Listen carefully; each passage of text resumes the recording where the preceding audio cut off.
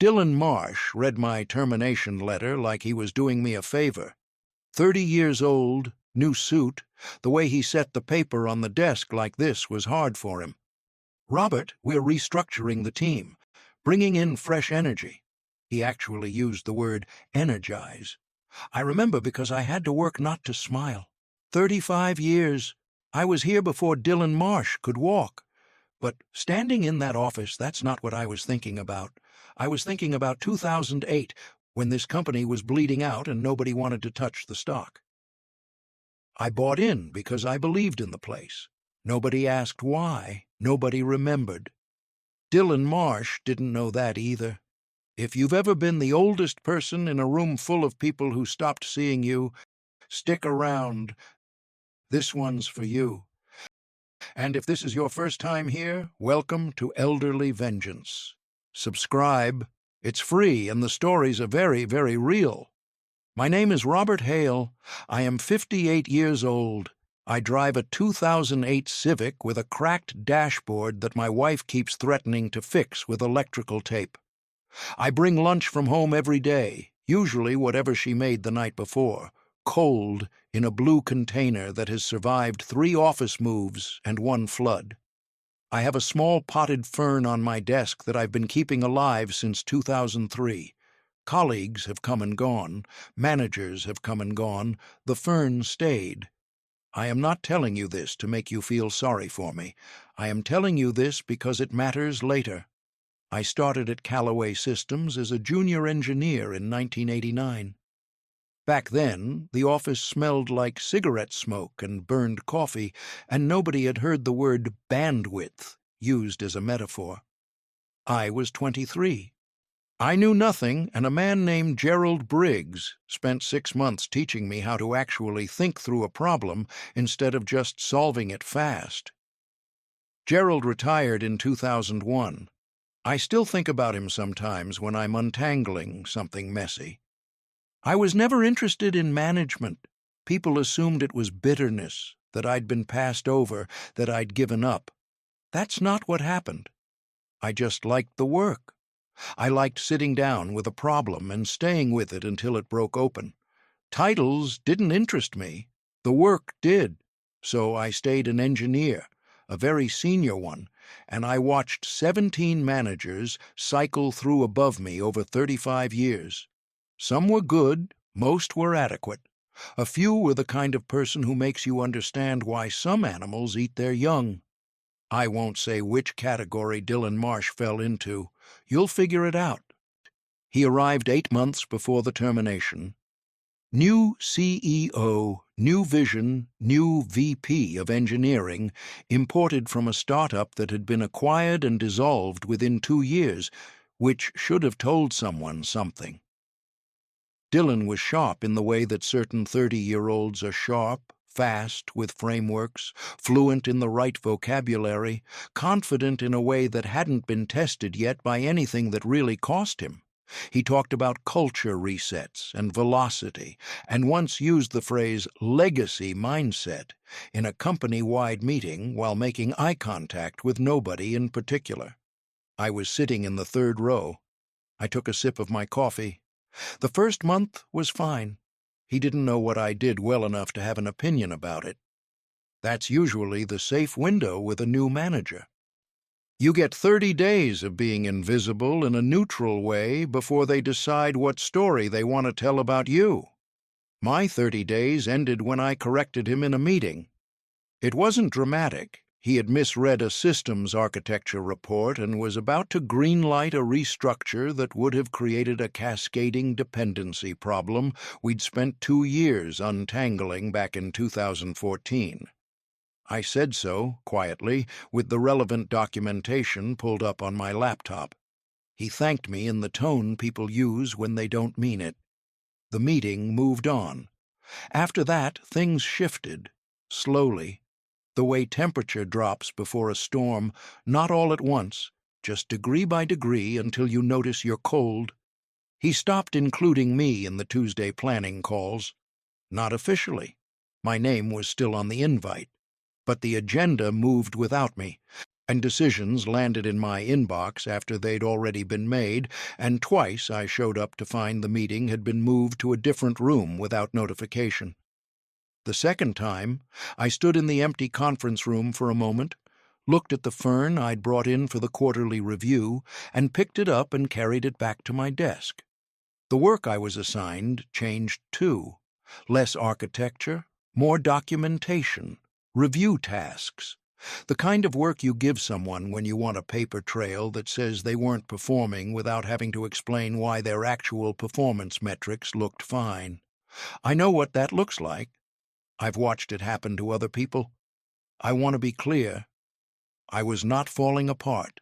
I was not showing up late or missing deadlines or struggling with the tools. My last 3 performance reviews before Dylan arrived were all exceeds expectations. I have the PDFs. I kept them. But here is what I've learned in 35 years. When someone has decided the story about you, the facts become less relevant than you'd like them to be. So when the calendar invite arrived, subject line, Team Structure Update, 1-to-1 with Dylan Marsh, I already knew what it was. I sat with the notification for a moment. Then I closed my laptop, walked down to the break room, made a cup of coffee, and drank it by the window watching the parking lot. I wasn't angry. That surprised me a little. I was just thinking about 2008 again. I'm going to stop here for a second, because what happens next is the part people don't see coming. If you want to know how this ends, and I promise you you do, make sure you're subscribed. New stories drop every week, and this channel runs entirely on the people who decide it's worth keeping alive. I'll be right back. Let me tell you about 2008. Not the version you read about in the news. Not the bailouts and the headlines and the senators asking bankers questions they didn't understand. I mean 2008 at Callaway Systems in a mid-size office building off Route 9, where the parking lot was half empty by October and people were cleaning out their desks on Fridays like it was a normal thing to do. We were not a bank. We were not a mortgage company. We were an engineering firm that built infrastructure software for mid-tier manufacturers, which sounds boring because it is boring, and boring businesses still bleed out when their clients stop spending. That year, 3 of our largest contracts froze. One client went under entirely. The CEO at the time, a man named Frank Callaway, the founder's son, called a company-wide meeting in November and told us the truth in the flat voice of someone who had stopped sleeping. He said he didn't know if the company would exist in 18 months. He said he was sorry. He didn't try to make it sound better than it was. I respected him for that. The stock was trading at $2.11 a share that week, down from $14 the previous year. I bought $40,000 worth. My wife thought I had lost my mind. She didn't say it in those words because she's not that kind of person, but I could see it in the way she set her fork down at dinner and looked at me for a long moment before asking if I was sure. We had a mortgage. We had 2 kids in middle school. $40,000 was not nothing. I told her I was sure. I told her I'd watched this company for 15 years, and I knew what it was made of. I told her that Frank Callaway had just stood in front of 230 employees and told them the truth when he could have lied, and that a man who does that when things are falling apart is the kind of man who figures out how to put them back together. She picked her fork back up. That was her version of agreement. The company survived. It took 3 years, and it wasn't clean, but it survived. Frank brought in new contracts, restructured the debt, and by 2012, the stock was back above $10. By 2019, it had split twice. I had been quietly buying on dips the whole time. Nothing dramatic, just consistent. The ESOP, shares I'd been accumulating since 1989, compounded quietly in the background the way things do when you leave them alone long enough. I never thought of it as a strategy. I thought of it as the same thing I did with the fern. You show up, you pay attention, You don't abandon something just because it's having a bad year. By the time Dylan Marsh walked into Callaway Systems with his new suit and his framework vocabulary, I held 11.3% of the company. I had never told anyone at work. Not because I was hiding it, but because it never came up. Nobody asks the senior engineer with the cracked dashboard Civic how much stock he's sitting on. That's not a question that occurs to people. I was the man with the fern and the blue lunch container. That was the whole story, as far as anyone could tell. I preferred it that way. The termination meeting was on a Thursday, 11 in the morning. Dylan's office smelled like a new car, which I mention only because it was a strange thing to notice while being told your position was being eliminated. He had clearly practiced what he was going to say. That was obvious from the first sentence. There's a particular rhythm people have when they're reciting something they've rehearsed, a slight flatness, a pause in the wrong places. He talked about the company's evolving needs. He talked about building a team positioned for the next decade. He said the word transition 4 times. I counted. The HR representative, a young woman named Priya, who looked like she would rather have been anywhere else, slid a folder across the desk. Severance terms. 2 weeks per year of service. Standard. 2 weeks per year? 35 years? Do the math. The number wasn't small. I'll give him that. He probably thought it was generous. He probably thought I'd be grateful. I read every page while Dylan sat there in the particular silence of someone waiting to be thanked. I took my time.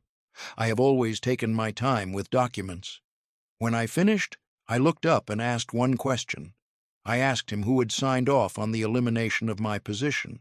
He said the decision had been made at the VP level, meaning him, in consultation with the CEO. I nodded. I said thank you.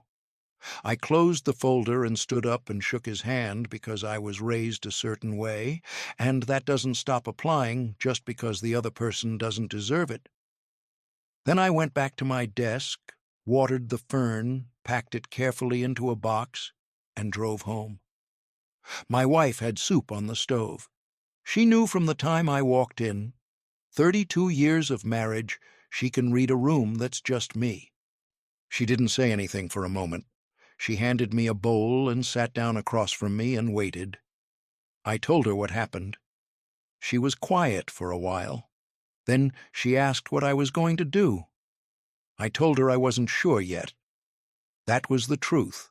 I had the beginning of an idea, but it wasn't ready to be said out loud. An idea that's spoken too early has a way of dissipating, like steam. You have to let it become something solid first. After dinner, I went to my study and sat at my desk for a long time without turning the light on. Outside, the neighbor's dog was barking at something. Down the street, someone was mowing a lawn at 7 in the evening, which seemed optimistic for October. I opened my laptop and found the last statement from my brokerage account. I looked at the number for a while. Not the dollar amount. The percentage, 11.3%. Then I opened a different folder, one I hadn't opened in almost 4 years, and I read through the company's articles of incorporation and the shareholder agreement I had signed in 2004 when the ESOP shares first crossed a threshold that gave me certain rights on paper. Rights I had never used. Rights Dylan Marsh did not know existed. I want to be precise about what I felt in that moment because I think people expect rage or triumph or the satisfaction of a man who has been waiting for this. It wasn't any of those things. It was quieter than that. It was the feeling of standing in a room and realizing exactly where the door is. I closed the laptop. I went to bed. In the morning, I called my attorney. My attorney's name is Carol Simmons. She has been my attorney for 19 years, which means she has seen me exactly 4 times in person and spoken to me on the phone maybe a dozen more. I am not a complicated client. I pay my taxes, I don't have enemies, and until that Friday morning in October, I had never needed her for anything that required more than a standard document review. She picked up on the second ring. I told her I'd been terminated. I told her I still held 11.3% of Callaway Systems. I told her I wanted to know what my options were under the shareholder agreement I'd signed in 2004. There was a pause. Not a long one, but the kind that means someone is recalibrating. She said, "Robert, do you have the agreement in front of you?" I did.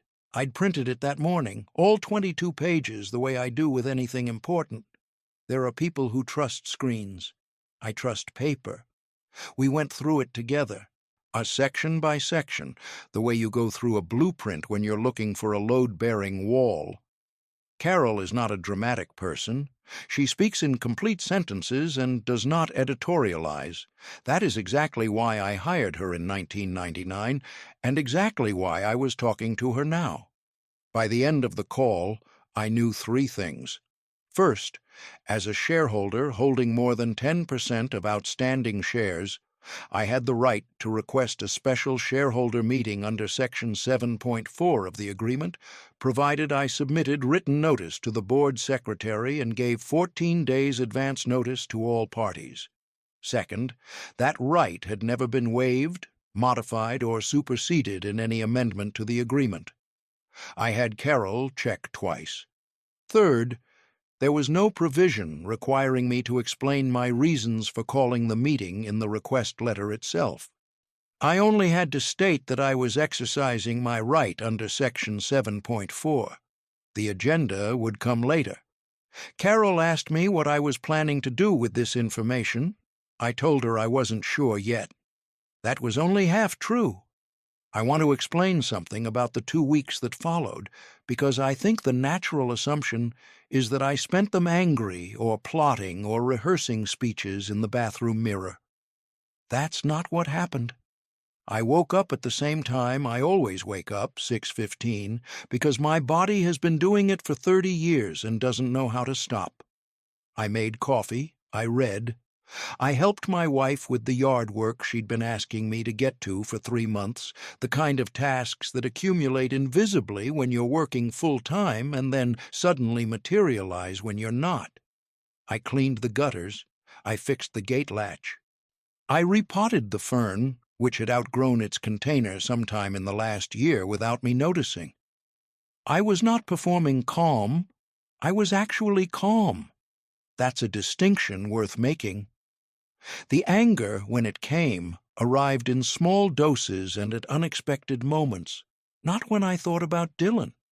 When I thought about the younger engineers on my team, the ones I'd been mentoring informally for the past 2 years. Marcus, 26, who had started asking me technical questions and then kept coming back because the questions became conversations.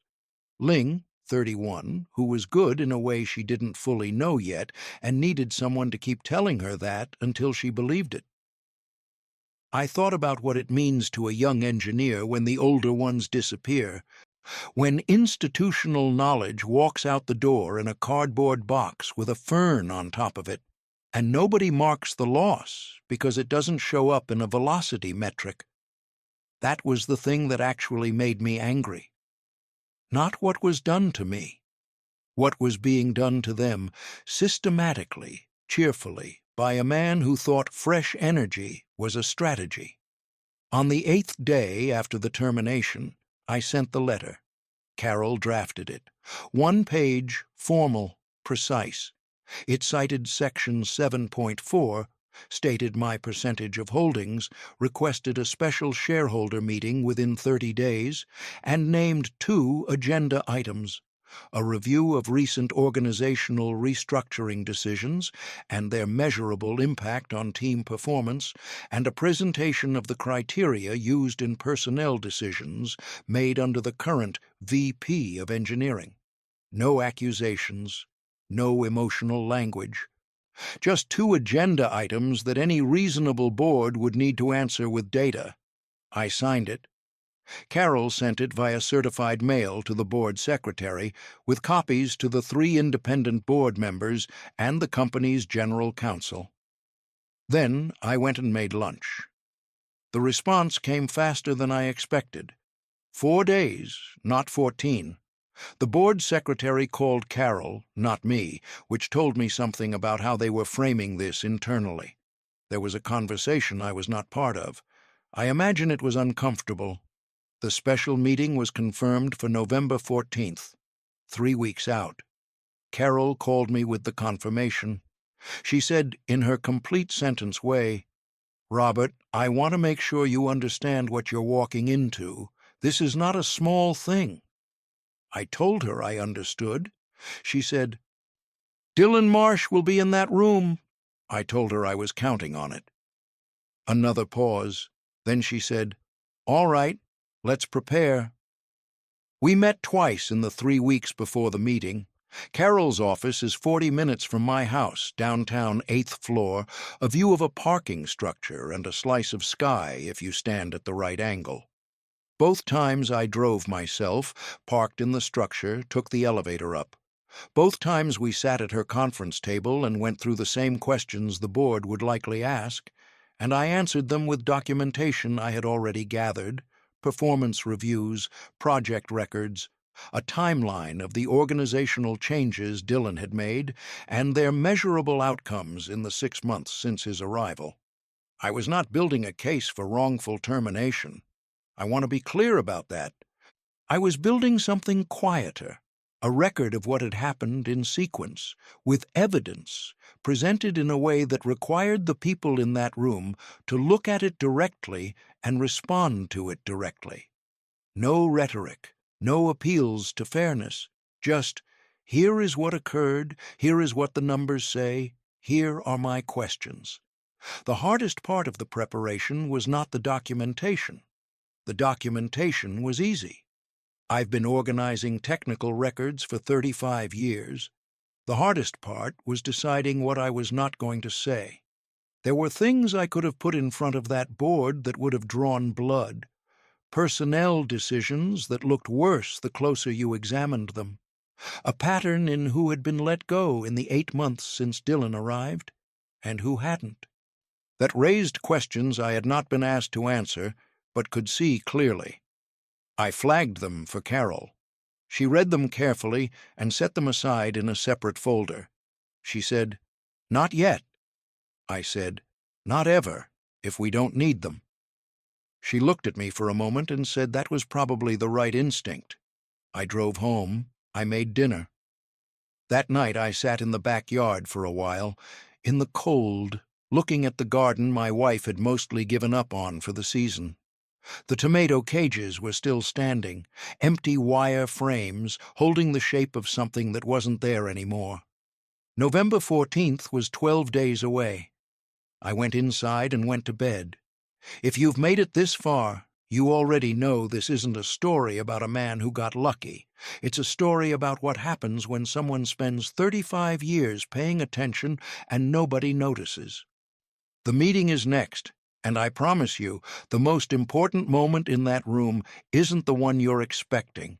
Subscribe if you haven't. Leave a comment if you've ever been the person in the room that nobody thought to worry about. I read them. Everyone. November 14th was a Tuesday. I wore the same suit I wore to my daughter's college graduation in 2014. Navy blue, wool blend, a little loose in the shoulders now because I've lost some weight since then. My wife straightened my tie in the hallway the way she always does, both hands looking at the knot and not at me, and then she looked at me and didn't say anything. She didn't need to. I drove myself. 40 minutes. Route 9, the same road I'd driven to that office for 35 years. The building looked the same from the outside. It always does. The meeting was scheduled for 10 o'clock in the 3rd floor conference room, the large one they used for quarterly reviews and the occasional client presentation. I had been in that room hundreds of times. I knew which chair wobbled, which window latch didn't close all the way, where the dead spot in the projector's range was. I arrived at 9:40. Carol was already there. 2 chairs from the head of the table, her briefcase open, 2 copies of every document stacked in order. She nodded when I came in. That was the full extent of our greeting. The board members arrived over the next 15 minutes. 3 independents, Patricia Wohl, a retired operations executive who had joined the board in 2017, James Okafor, a finance attorney who'd been there since 2011, and Sandra Reeves, who ran a mid-sized logistics company and asked better questions than the other 2 combined. Then the company's general counsel, a man named Philip Graft, who I had met once at a company event and remembered as the kind of person who laughs a half-second after everyone else to make sure he's laughing at the right thing. Then the CEO, Brian Cho, 37 years old, 18 months into the job, still carrying the particular tension of someone who knows they were hired on potential and hasn't finished proving it yet. He sat at the head of the table and looked at me with an expression I couldn't quite name. Not hostile, something more like careful. Dylan Marsh came in last. He stopped when he saw me. Just for a moment, barely a beat, the way someone stops when they see something in a room they didn't expect to be there. Then he kept walking, took a chair on the far side of the table, and opened his laptop with the deliberate focus of a man pretending he isn't rattled. I had watched enough people in enough rooms to know what rattled looks like when it's trying not to show. I folded my hands on the table and waited. Patricia Wohl opened the meeting. She reviewed the agenda, confirmed that the meeting had been properly called under Section 7.4, and asked if there were any procedural objections. There weren't. Philip Graft looked at his notepad. Brian Cho looked at the table. She turned to me and said, "Mr. Hale, you've called this meeting. The floor is yours." I had thought about this moment for 3 weeks. Not what I was going to say exactly, but how I was going to be in the room. The temptation with a moment like this is to perform it, to let the weight of it show, to let people see that this matters, to give the situation the drama it seems to be asking for. I had decided not to do that. I thanked the board for their time. I said I would try to be efficient.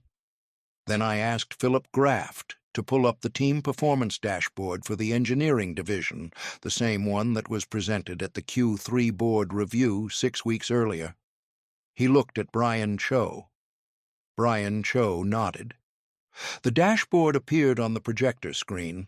I asked Sandra Reeves, because she was the one most likely to have actually read the Q3 materials, whether she recalled the on-time delivery rate for engineering projects in the 18 months prior to the current VP's tenure. She checked her copy. She said 87%. I asked what the rate was for the 8 months since. She read it off the screen. 71%. I said thank you. Then I asked Philip Graft to pull up the personnel change log for the engineering division, the internal HR document that tracked all hires, terminations, and role changes.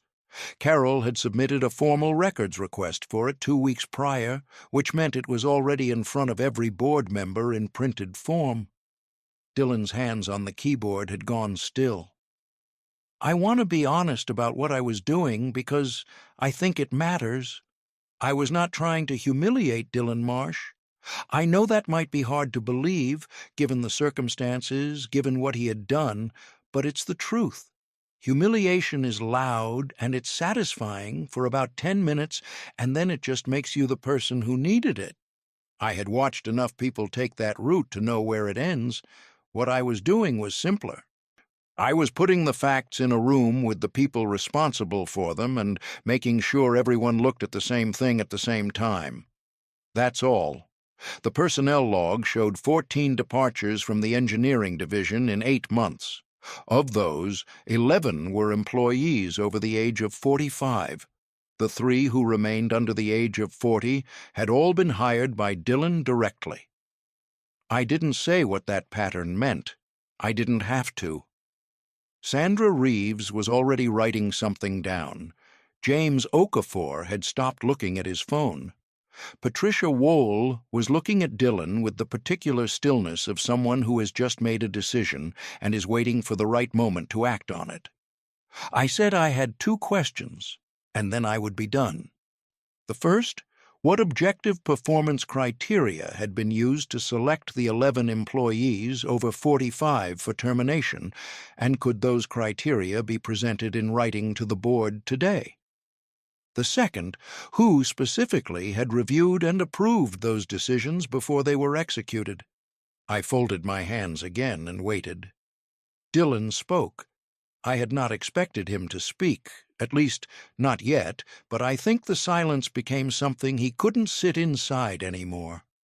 He said the decisions had been made based on a comprehensive skills assessment and a forward-looking evaluation of team needs. He said the process had been thorough and documented. He said the company needed to evolve. He said the word energize again. I don't think he realized it. Brian Cho put his hand flat on the table, not dramatically, just flat, and Dylan stopped talking. Brian looked at Philip Graft and asked how quickly the skills assessment documentation Dylan had referenced could be produced and reviewed. Philip said he would need to look into what existed. The way he said it told everyone in the room what existed. Sandra Reeves set her pen down and asked Brian directly, in the voice of someone who has stopped being polite about it, whether the board had been informed of the scope of the personnel changes in the engineering division before they were executed. Brian said the changes had been reported in aggregate in the quarterly HR summary. Sandra asked if that summary had included a breakdown by age demographic. Brian said it had not. She nodded slowly, the way people nod when they're filing something away rather than responding to it. Patricia Wohl said the board would need to schedule a follow-up session to review the documentation in full. I said that was more than reasonable. I thanked them for their time. I gathered my papers, put them in my folder, and stood up. Dylan was looking at me from across the table, not with anger, something more complicated than that. I think it was the first moment he understood that I hadn't come to fight him, that this wasn't about him at all, not really.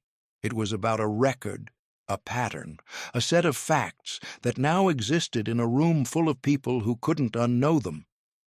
I picked up my folder. I looked at him for exactly 1 moment, not unkindly, and then I walked out. Carol caught up with me in the hallway. She didn't say anything for a few steps. Then she said quietly, "That was well done." I said I needed a cup of coffee. We took the elevator down together. Outside, the morning had gone gray, the particular flat gray of a November sky that can't decide whether it's done yet. I stood on the sidewalk for a moment and breathed it in. The drive home took 40 minutes. Same road, same Route 9. It looked different somehow. I couldn't have explained why. The follow-up board session happened on December 2nd. I was not in the room for that one. Carol was. She called me afterward from her car, which is the only time she ever calls from anywhere other than her office, and I took that as a signal before she said a single word. She told me the skills assessment documentation Dylan had referenced in the November meeting had been produced. 41 pages. She paused when she said that, the specific pause of someone letting a number land. I asked what was in them. She said the assessments were largely undated, inconsistently formatted, and in several cases appeared to have been written after the termination decisions had already been executed, not before. I didn't say anything for a moment. She said, "Robert, I want to be careful about how I characterize this." I told her to be as careful as she needed to be. She said that in her professional opinion, the documentation would not survive scrutiny in any proceeding where scrutiny was applied. I thanked her. I asked what happened next. She said the board had asked Brian Cho to conduct an internal review of all engineering personnel decisions made in the prior 8 months and present findings at the January board meeting. She said Sandra Reeves had requested that an independent HR consultant be brought in to assist with the review.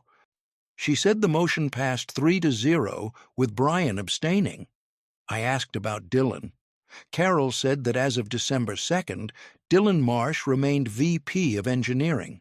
She said that was likely to change, but she would not speculate on timeline. I said that was fine. And it was. I want to explain why, because I think the natural expectation at this point in the story is that I should have wanted more. That after 35 years and a Tuesday morning termination and 3 weeks of quiet preparation, I was owed a specific outcome, a firing, a public accounting, something with weight and visibility, and the satisfying finality of a door closing on the right person. I didn't feel that way. I'm not sure I ever did. What I had wanted, from the moment I opened that shareholder agreement in the dark in my study, was not revenge in the way people mean when they use that word. It was something more specific.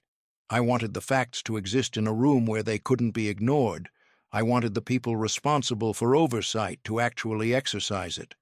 I wanted what happened to me and to Marcus and to Ling and to 10 other people whose names were on that personnel log to become a thing that had to be answered for rather than a thing that simply disappeared into a quarterly HR summary. That had happened. The rest was process. Dylan Marsh resigned on January 9th. Carol texted me the news, which was unusual for her. A single line, no punctuation, the way people text when something happens that they didn't want to say out loud. I was in the backyard when I got it, clearing the last of the dead growth from the garden before the ground froze completely. I read it, put my phone in my pocket, and finished what I was doing. My wife asked at dinner what I was thinking about.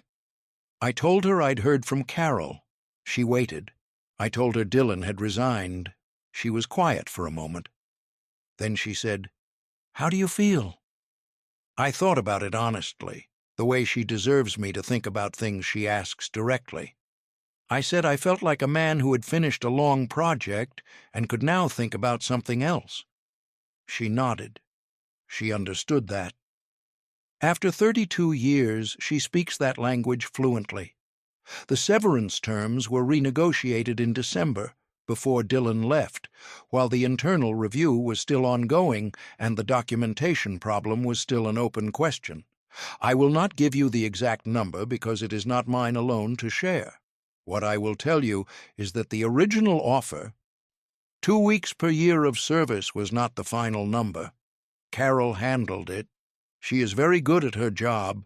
I also want to tell you about Marcus. 3 weeks after the January board meeting, Marcus called me on my cell. He had gotten the number from someone on the old team. He said he wanted to tell me that the internal review had resulted in 2 additional offers of reinstatement to former employees who had been terminated in the prior 8 months. He said one of them had accepted. He said the team was different now, smaller, quieter, missing people who should still be there, but different in a way that felt like it might become something real again. He asked if I was coming back. I told him no. I told him I was 63 now, which was not actually true in December, but would be true in February. Oh, and that I had a garden that needed serious attention and a fern that had outgrown 2 containers in the past year and clearly had ambitions I needed to support. He laughed. It was a good laugh, the kind that means something landed the way you meant it to. I told him he was going to be fine. I told him he already knew more than he thought he did, and in 5 years he would know it too. I told him to find someone worth learning from, and then actually learn from them, not just take the advice that's convenient and ignore the rest. He said he would try. I told him trying wasn't the same as doing, but it was an acceptable place to start. We hung up. I sat with the phone in my hand for a moment, in the kitchen, afternoon light coming through the window at the low winter angle that makes everything look more considered than it probably is. I still drive the 2008 Civic. My wife did fix the dashboard crack, not with electrical tape, but with a trim piece she ordered online and installed herself on a Saturday morning while I made breakfast. I didn't know she'd done it until I got in the car and noticed the dashboard looked different. I sat there for a moment trying to identify what had changed. When I figured it out, I went back inside and told her. She said she'd been meaning to do it for years. I said it looked good. She said, "I know." The fern is in the living room now, near the south window, in a terracotta pot that's already starting to feel small. I may need to find it a larger container in the spring. It keeps growing regardless of what's happening around it, which I find, depending on the day, either admirable or instructive, or both. I think about Gerald Briggs sometimes, the man who taught me how to think through a problem instead of just solving it fast. I never told him what he gave me. I assumed there would be time. There wasn't. That's the thing about people who teach you quietly and without agenda.